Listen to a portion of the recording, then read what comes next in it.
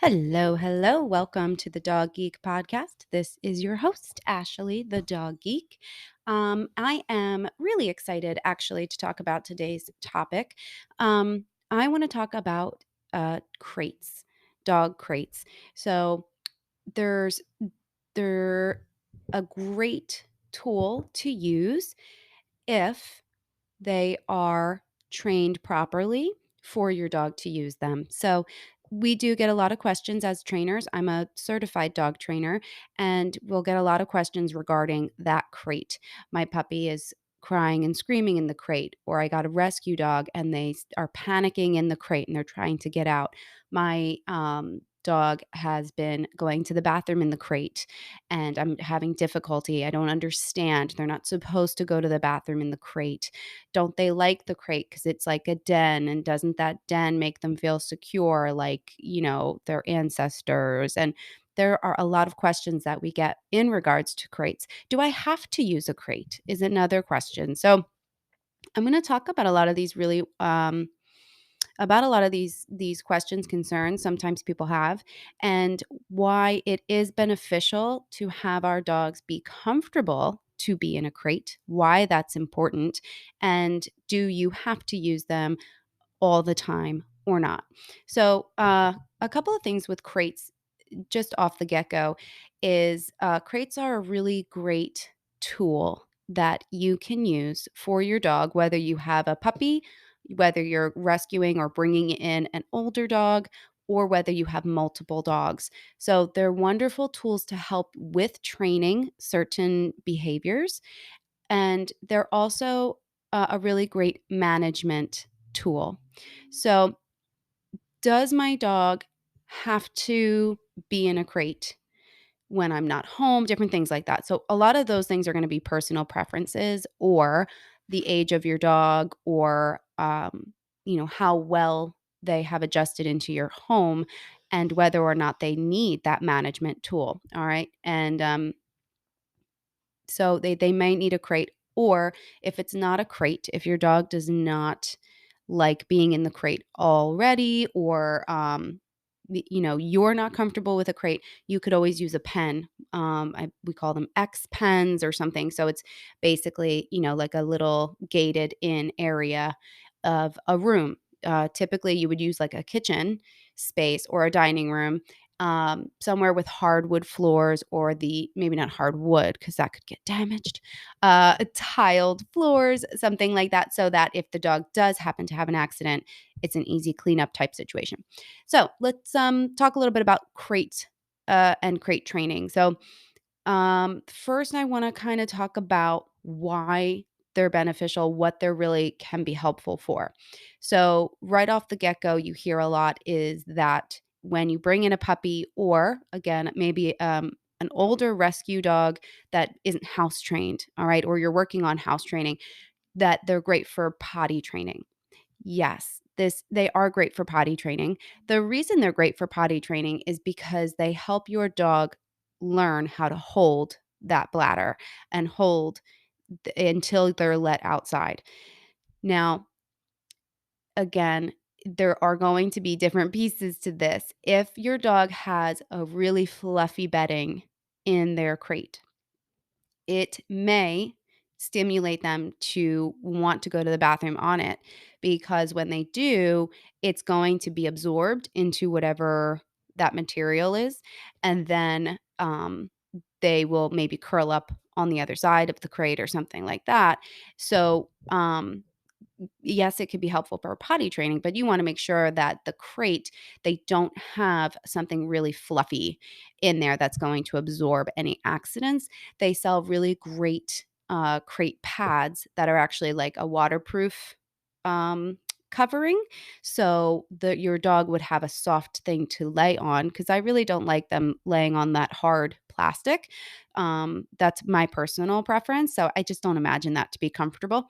But so they have ones that have waterproof covers, so that if there's an accident, it's not getting absorbed into that. It's going to stay on the surface, because dogs don't like to step and sleep in their own feces or urine. So, that is an option. So just be aware of that when you are doing your potty training with any dog, that you don't want to have something in there that's going to really absorb the urine. Let me just see. I don't want to make sure I don't cross over. Okay. So, when you're using a crate for potty training, it's a temporary place for your pup or your dog to be. And then once you let them out of that crate, you're taking them directly outside to their potty location. And I recommend having your pup on a leash so they don't just have free run. They tend to be very forgetful. So they get out there and they get too excited and stimulated by other smells.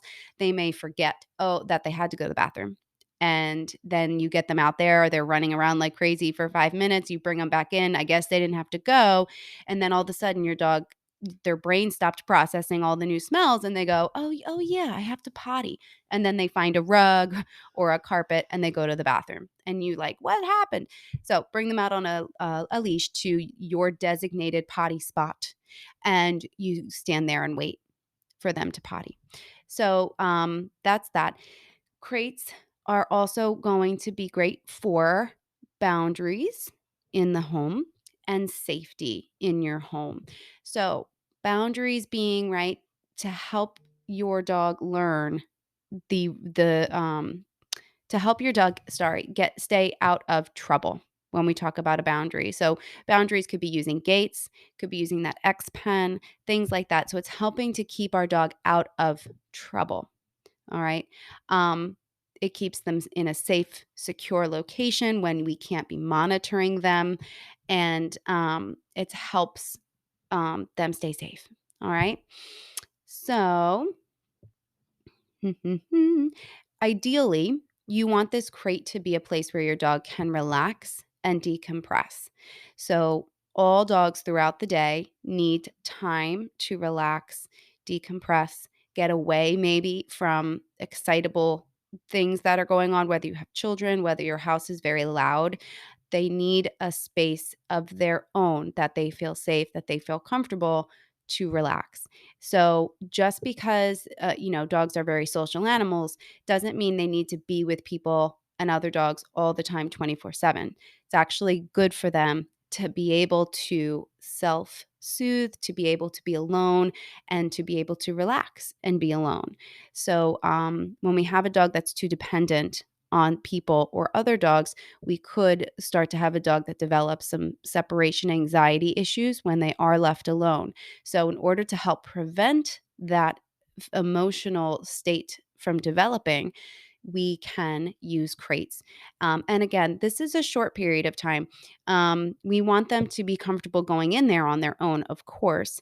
We're going to talk about that, but it's just it'll be a nice place for your dog to get away and be on their own.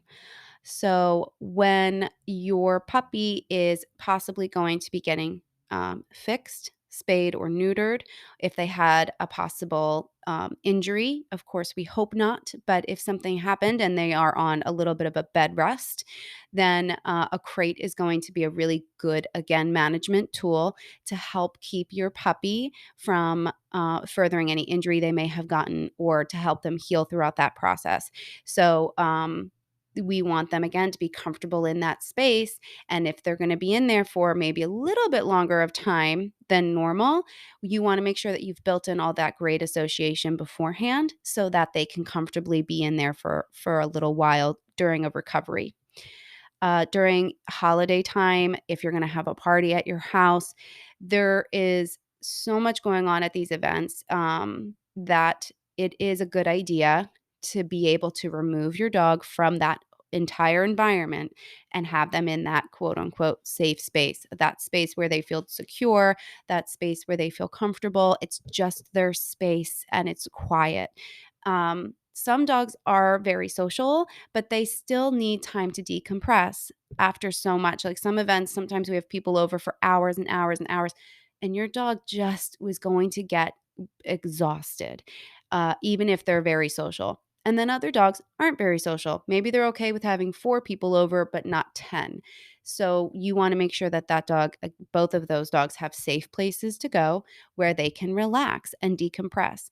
Um, if you're going to, especially if you have a puppy and you have a lot of people over, it could be very overstimulated. Puppies can become very mouthy, very jumpy, and during those times, they're learning, I should say, a lot of bad habits. And unless you're going to be with your puppy in particular, on a leash throughout that party event, that puppy's going to need, again, a place, safe, secure place for you to put them when you're not monitoring them and walking them around on leash and doing that socialization. Your dogs are learning all the time, 24/7, not only when you set up a training scenario, and not only when you take that 5 minutes to do a sit or a down or a stay or whatever. They are learning from the moment they get up to the moment they go to bed. That's how they work so well with us, because they're constantly learning. They're constantly making choices throughout the day. What feels good, what doesn't. Does this work for me? Does this not work for me? Am I allowed to do this? And then if I'm not allowed to do this, what am I supposed to be doing? So when you have especially a young dog and you have a lot of people over, it's better for your puppy if they are comfortable to be in that crate for part of the time. And then when they come out, your routine stays the same. They come out of the crate, they go potty. They go potty, you reward. Yes, it's a party. Then it's a it's a party outside because they went potty. Treats, excitement. They come in, they're on leash. We're doing proper socialization where the dog is choosing where they want to go. You're not just passing it around. This is not pass the puppy type of time. And then after a little bit of that, then they go back in their crate for maybe a rest break and a decompression. Okay. If you are going to be going on vacation, or if your dog is either coming with you or going to a kennel or staying at home, you will want your dog to, or they may have to be crated, kenneled, and so forth. So that could be when you're traveling in your car. If they're going to be traveling on a plane, they'll need to be in a crate. If they're going to a kennel, again, it will simulate being alone in that space by themselves. So even though it might not be a crate per se, it's still alone time. So when you're doing crate training and then it transfers to them being alone in a kennel, um, that same way. And then if you're going to be traveling, but your dog is staying home, again, maybe your dog will still get a little destructive. Maybe you have a teenager, maybe you've rescued a dog, maybe you're unsure. So some of that time while they're home, in between a sitter coming in and out, you may want to have your dog crated or crated overnight, different things like that. So it's important for travel as well, vacations and such. And then, of course, it is and can be used for training purposes. So we can use the crate to do a lot of different things, like um, working on a weight cue. We can use it for um, the separation anxiety. So we can use that to help create that separation, feeling comfortable in the crate by themselves. Um, let's see, you can use it for self-soothing things like giving them Kongs in there and their licky mats and different things. Um, it's really good if you have multiple dogs like I do. I set up both of my crates because I have an adolescent dog and a 3.5-year-old dog. So my adolescent dog uh, can be a little bit too much for the adult dog, and he is much bigger than her. So there are times where she will go in her crate on her own, and it's like her little safety place because he cannot get her in there, and he is not allowed in her crate. He is, about 100 pounds, and she's 28 pounds. So her crate is much smaller than his. So, um, you can use that for multiple dogs so that they have safe places to go to get away from the other one. Um, if you are going to be giving bones and things like that, then you can give them their bones separately. So that helps with resource guarding issues, or if you're concerned your dogs might have resource guarding issues, that's when your dog guards something they feel is important to them. And a lot of times that could be bones. It could also be toys and things, but that could be bones. So you would want to separate your dogs if you think that that could be an issue. And you would give them those special treats in their crates with the doors closed. When they are finished, then they can come out. So let's talk about the correct sizes and different types of crates that we have. So if you're working on potty training, then you don't want the crate to be too much bigger than your dog's size. Because if your dog can go to the bathroom on one side and then lay all the way on the other side, they may do that if they're not going to make contact with it. So you would want to do it from the front of their body to the base of the tail, so from head to butt, and then maybe add about 3 to 5 inches to that. So that's about the length you want. Now, if you have a puppy, yes, they're going to grow. So you can get a crate that has some dividers you can put in. And then as they grow, you make the divider bigger and bigger and bigger to accommodate their size. Or if you have a much larger breed, the big crates, they do have dividers that you can use, even though it's very, very big, and maybe the height is very high. Like for my Great Dane, I have a massive one. It's like the size of a love seat, but she was going to fit into it eventually. So anyway, you may find yourself getting a small puppy crate and then buying an adult crate of a bigger size. All of that is options. But if you know the about adult size of the dog, then you can buy a larger crate and use that divider and add it as they get bigger. So they should be able, they should be able to stand, sit, lie down, and turn around comfortably. So they should be able to, in their crate, stand, turn around, and lie down comfortably. So that's kind of your basis for sizing. Again, you don't want, especially a puppy or a dog that you're potty training, to have too much room because of accidents happening in their crate. So different kinds of crates. You can buy a wire crate. So this is one. It's very, very airy. It allows a lot of movement through that crate of air. So um, they are really sturdy. They'll tend to last you a very long time. They do break down very flat. Typically, these wire crates, they'll break down very flat, so they're easy to store. These ones will come with dividers so that you can section it off smaller and make it bigger as the dog grows. Um, the tray, usually there's like a tray pan at the bottom that you can pull out and put back in for easier cleanup. And some those like bottom pieces, I believe you can replace separately. Um, One of the great things about these is that you can attach things like you can attach different things to the side of it for them to have in there. So you can attach things like for them to lick through for calming and soothing. And you could attach these things to the side of the crate. You could put a little water bucket in there, a little water bowl. Again, if you're potty training, I wouldn't recommend that. But if your dog is past their potty training, you can have just one in there for throughout the day.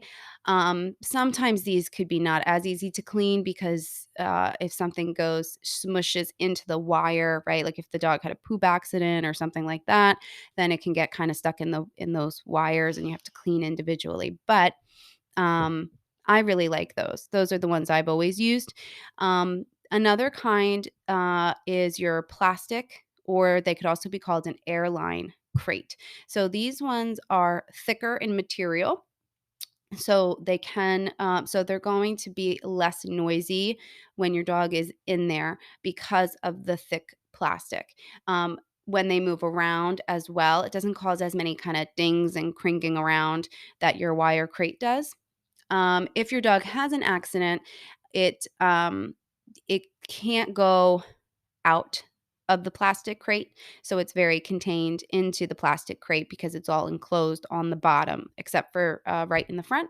So they can be pretty easy to clean out. You could just hose these ones down if your dog had a very messy thing in the crate. You can just remove whatever might be in there, like a towel. You can remove the beddings, and then you can give a good hose down of these. Um, so they are pretty sturdy.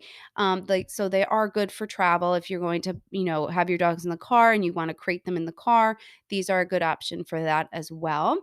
Um, so that so and they are great for home as well. But like I said, they don't break down quite as easy and there's a little less airflow. So if you find that, your dog is going to be in a part of the home that's very hot a lot of the time, then you might want to rethink this kind of crate because it's already enclosed or find a different place for it. So just other things to think about when you're purchasing a crate. Where is that crate going to be? And is it going to be in a space that's going to get maybe direct sun on it and it's going to get very hot? Or is it gonna be in a place that's actually really cold, and it's not gonna get direct sun, and maybe you want more insulation in that crate. The wire crates, you can buy covers for, or you can put a towel or a blanket over, so some of that is a little more adjustable depending on the temperature, where the crate is put, those sorts of things. And then the last one is a soft-sided crate. So these are good for and should only really be used for shorter periods of time. Um, it's best to supervise the dog in these crates because they can be easily destroyed. And when I say easily destroyed, I just mean that it's not like your wire crate or that plastic crate where it's going to be really difficult for your dog to say chew through that plastic or figure out a way to get out of the wire crate. So if you have a dog that's really trying to get out or is stressed and they start scratching and chewing at the softer crate, then they can pull the mesh off the side and they can escape. So you want to make sure um, that if you're going to use it, they're either supervised, and or that your dog is not one that's trying to get out of the crate and it's going to do that. Um, but some people like to use these in their home for things like in their living room, different things like that. But again, if your dog has an accident in the soft crate, it's going to be extra difficult to clean up. So it might not be the best choice for puppies or a dog that is not potty trained, because these softer sides will absorb any of that mess. All right, so things to do, not to do, things not to do with a crate. If you're going to use a crate, buy a crate, train that. The things you don't want to do is you do not want to put a potty pad, one of those wee pads, inside the crate. So, the reason you don't want to do that is because one, yes, it's going to absorb any accidents that your dog has. And when it's absorbing the accident, it allows for your dog to maybe potty in the corner and then lie down on the other side, on the other corner. So we don't want to encourage any of that. And sometimes those potty pads can encourage the dog to go. So we definitely don't want to do that. Again, I did mention a little bit about bedding and things in the crate. So you do want to be really careful that whatever you're putting in the dog's crate, again, for potty training purposes, or if you have a destructive dog that likes to chew and rip things apart, you want to be aware of what you're putting in there. So anything really soft, plushy, beds, really thick towels, anything, even towels, I guess, in general, but they're going to absorb any liquids. If you have bedding and your dog likes to destroy bedding and rip things apart and pull out stuffing, then you probably don't want to have that in the crate because they might get bored and they might kind of find a nice little corner and start chewing and putting a hole in the bed and then ripping the stuffing out. Um, so so then you might be saying, then what am I going to put in the crate? So like I said, I like to buy flat crate pads, like a flat pad. So it's not real puffy and poofy, nice and flat. So it gives them some cushion. And then the covers I like to use for the crates are ones that are waterproof and a little more durable structured. So if something happens like an accident, it's not going to be absorbed into my bedding. Um, and it's not doesn't have soft fabric that your dog's going to want to pluck and pull and chew on. So that's what I would recommend putting in if you are concerned about any of those issues. And then you do want to make sure to get you want to make sure to get the correct size. You do not want to get an incorrect size for the two different reasons. If it's too small, it's not comfortable for your dog to be in, and then your dog's not going to like it. So you don't want to go too small, not even to save the money. I know it's like, but it's, there's a big difference between the medium and the large crate. So I'm just going to go with the medium. Just go for the large, get the large. You'll have it forever. They're incredibly durable. These are typically one-time purchase deals. So just get it. Get the bigger size if it's going to be the one that will fit your dog best. Just do it. And then if it's too big, and again, we're talking about maybe potty training and those sorts of things, then it's not going to work either, because now your dog has too much room and the possibility again of accidents, things like that happening. So making sure it's going to be the correct size is very important. All right. All right. Let's get to the next one here. And I'm going to have a sip of my coffee. Mm. All right. Liquid gold here. All right. So I've been talking about your dog liking their crate, it being a safe and secure place for them to go, where they can decompress, where they want to be. So we want them to obviously like the crate. One of the big things with that is obviously to never use the crate for punishment, because it's not a punishment spot. If it's used for punishment and we're yelling them and throwing them in there, your dog is not going to associate the crate with a happy place to be. So we don't want to use it for punishment. It's not a timeout crate. All right. Uh, let's see. We want to have our dogs be happy to go in a crate for all the reasons we've talked about. So how do I use that? One of the main things, and I think the one that gets missed the most, is that you don't want to use the crate only when you're leaving the house. We would like to be with our dogs. Trust me, I love to be with my dogs all the time. And then what happens is we stay with our dogs all the time. We're like, oh, gotta go. You pop them in the crate by themselves, close the door, and you leave. And all of a sudden your dog's like, "Oh my gosh, 1, you left. 2, I'm in this thing and this is like confusing to me and I don't really like to be in here." And then they get stressed and you'll get barking, but you'll get maybe panicking happening, not just kind of whining little cries. You might get barking, panicking, trying to escape. Uh, and we don't want that. So you do not want to use the crate only when you're leaving the house. You want to use the crate on and off throughout the entire day, and you want it to be that exciting place. So, put dropping treats in there randomly throughout the day for your dog to go in on their own, explore, and find. That's going to make that crate an exciting place to go. You can feed them their meals in the crate. You can give them special treats like a Kong or a Topple. These are things, tools you can use to stuff with food for your dog. Those you can put in there. If you buy them bully sticks or fancy bones, things like that, those should be going in the crate. Um, you can also then be training with your dog in the crate, training them how to go in the crate and then out of the crate.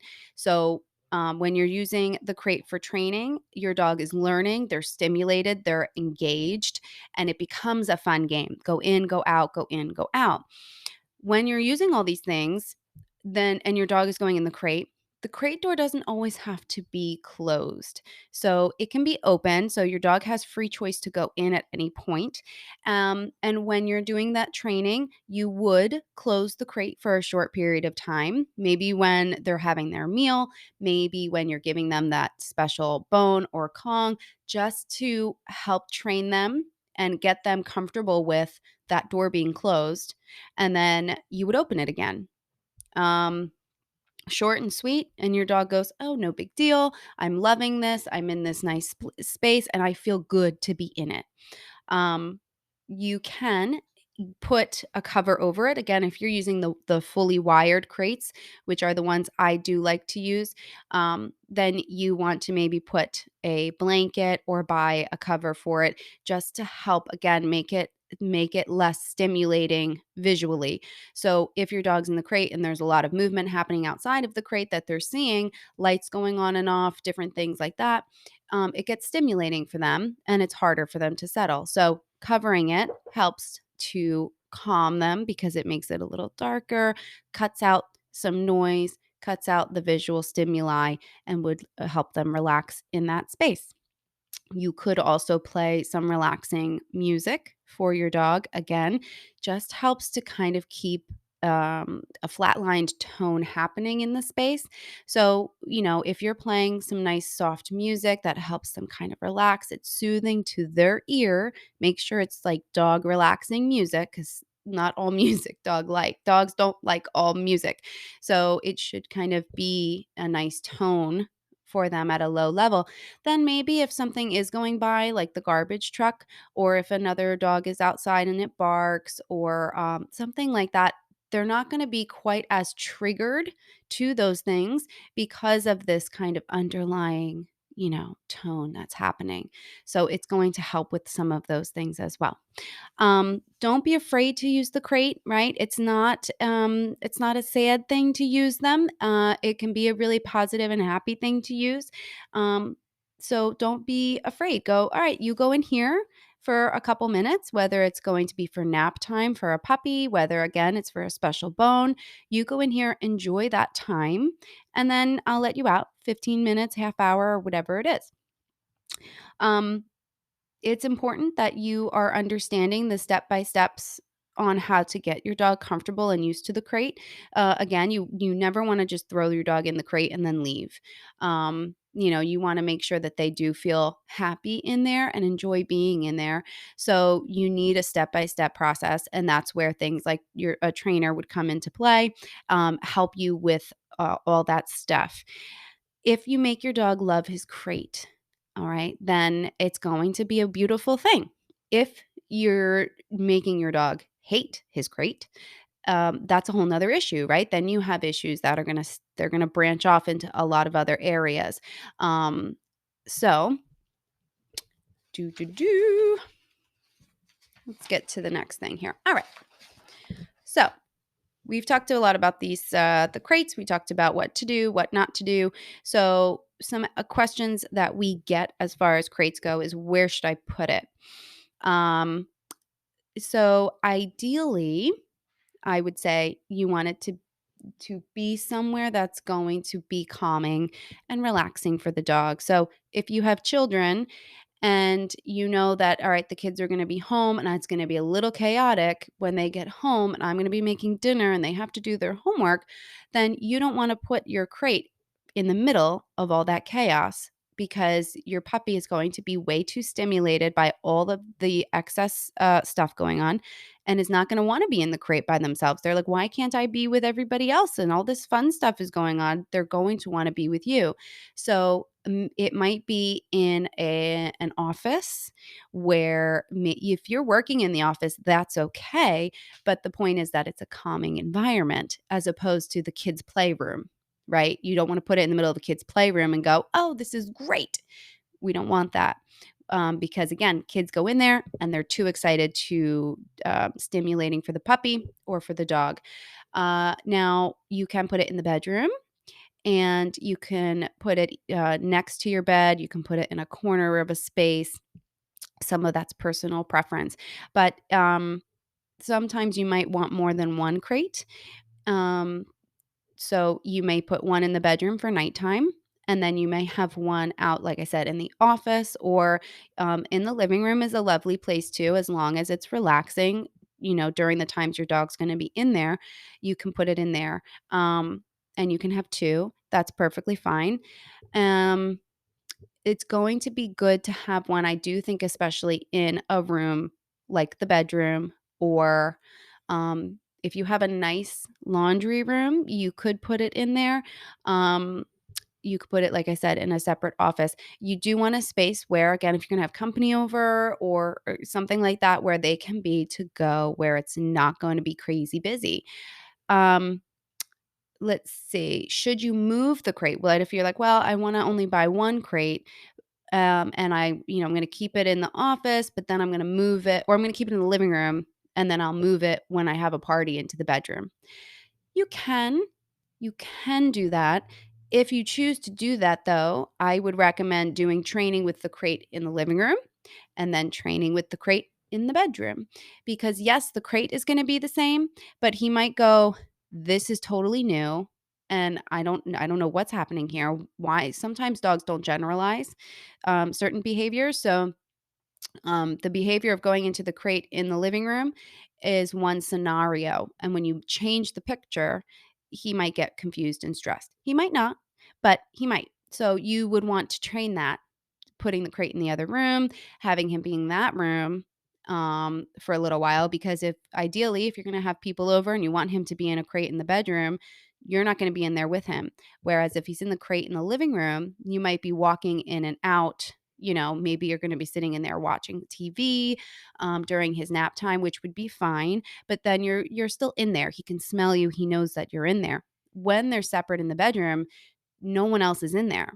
So that's a different factor. So be prepared to do that if you only want to purchase one crate and you want one in the living room, but occasionally you want to put them in a separate room. Um, should you leave the door open on the crate for several days and then shut it after a number of days? Um, no, don't expect to leave it open for 3 or 4 days and then be able to close it and everything be hunky dory. You're going to have it open all the time and you're going to be training short periods of time with the crate door closed. You may also be training it with closing the crate door, but not actually latching it. This is that kind of step by step process, depending on how comfortable your dog is.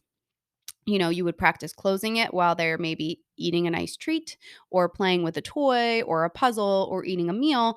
And then when they're done, you just open it back up. So it might have only been closed for 15 minutes, 5 minutes, and then you're opening it back up. Then you would build the time they're in there with the door closed gradually so that they're able to stay in that crate with the door closed for a half hour, 45 minutes, an hour, so on, so forth. And it builds, builds, builds. Something I do want to mention that I think is really important that tends to get missed is when you're bringing in a puppy in particular, keep in mind that your puppy has been surrounded by comfort and companionship its whole life. It's been with a mother, it's been with a litter of pups. Nope, it's okay. I don't know what happened. It's been with its mother, it's been with a litter of pups, its whole life, ideally, right? It's been with people. It's been, with a little group. And then when you bring it home, not only are you strangers to the puppy, they've never met you before, or maybe once, they maybe met you once, but they have not been into your home. They have not met your entire family, possibly all those things. So then you bring them home with for them, you're strangers, and then you just put them in a crate or in a pen by themselves and walk away, all of a sudden they're alone and they've never been alone in their life. And that can be very scary. And then that is where we usually start to see problems of they don't like to be alone, right? They cry, they're digging, they're barking excessively. And it makes sense. I think that's the important part for me is it makes sense that if you come from that group and the family and you have companionship with you for what you've known to be your whole life. And the puppies develop very quickly. So it's, for them, that was a long time, even though it might have only been 8 weeks, 10 weeks. For them, that was a long time. So you go from that group and community to being alone. um, we got to understand that transition is can be very hard for a young puppy. So we need to do things gradually. We need to be there for support. If they're in a pen, you can sit with them in the pen, and then you would just walk out for a short period of time and come back. Same thing with a crate. You could sit next to the crate, in front of the crate. I've sat with like my arm in the crate, so that they still feel as though you're there. At nighttime, you can put the crates next to your bed, so you can, have your hand maybe lying down next to it. So this way they feel support and they feel connection. So, really, really important to keep in mind. I think that's where we get a lot of this mix up is they go, they should be fine. You just put them in. Not so much. I think it's few and far between that a dog just goes right into a crate or into a pen and is alone and is completely happy.